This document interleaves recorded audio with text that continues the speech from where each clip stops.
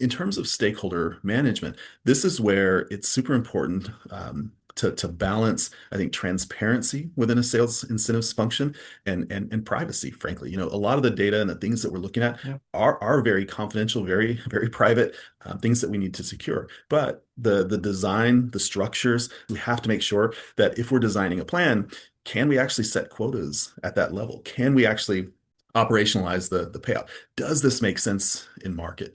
Can we afford the plan that we're doing? I always think about, how much does it cost for sales incentives as a function of our revenue?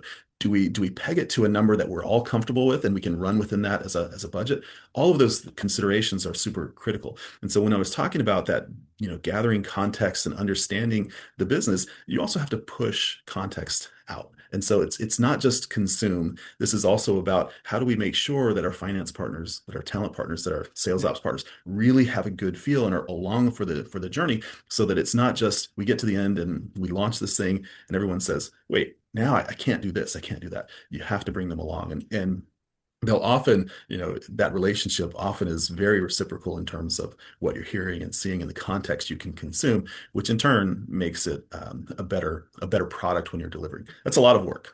That's a lot of Yeah. relationships. You spend a lot of time in one-on-ones and listening, but I think that pays off. I find these roles to be very relational as well, and for people to come in, even if you think, hey, I want to, process, or I'm an operator, I want to do these things.